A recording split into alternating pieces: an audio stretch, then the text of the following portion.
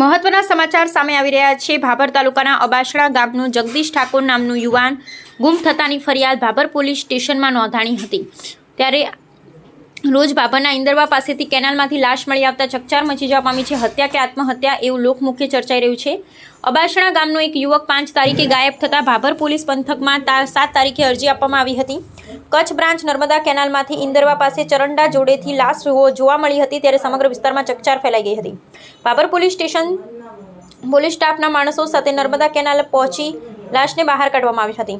લાશને postmortem કરવા માટે ભાભરની સરકારી હોસ્પિટલ ખાતે લાવવામાં આવી હતી। લાશ નર્મદા કેનાલના પાણીમાં ઘણા સમય સુધી રહેતા લાશ ફૂલી જતા પોલીસે લાશની ઓળખ વિધિ હાથ ધરી હતી। મર્ડર કે પછી આત્મહત્યા એ બાબતે ભાભર પોલીસે વધુ તપાસ હાથ ધરી હતી। વહેલી સવારે નર્મદા કેનાલમાંથી લાશ તરતી મળી આવતા ભાભર પીઆઈ સહિત ભાભર પોલીસ સ્ટાફના માણસો ઘટના સ્થળે પહોંચ્યા હતા। ઘટનાના પગલે આજુબાજુના વિસ્તારોથી લોકો મોટી સંખ્યામાં નર્મદા કેનાલ ઉપર દોડી આવ્યા, જેનું મર્ડર કરનાર મુખ્ય આરોપીને હાલમાં ભાભર પોલીસે રાઉન્ડ અપ કરેલ છે સહિત અન્ય આરોપીઓની શોધખોળ કરવા માટે ભાભર પોલીસની 4 ટીમો બનાવેલી છે। અન્ય આરોપીને પકડવા માટે ભાભર પોલીસ સહિત અલગ અલગ ટીમોએ ચક્રો ગતિમાન કર્યા છે। ભાભરની સરકારી હોસ્પિટલમાં પોસ્ટમોર્ટમ કર્યા બાદ બોડીને વાલી વારસાને સોંપવામાં આવે। ભાભર સહિત આજુબાજુ વિસ્તારોમાં આવી ઘટના બનતા ચકચાર મચી જવા પામી છે। અહેવાલ ગોપાલ કે પૂજારા।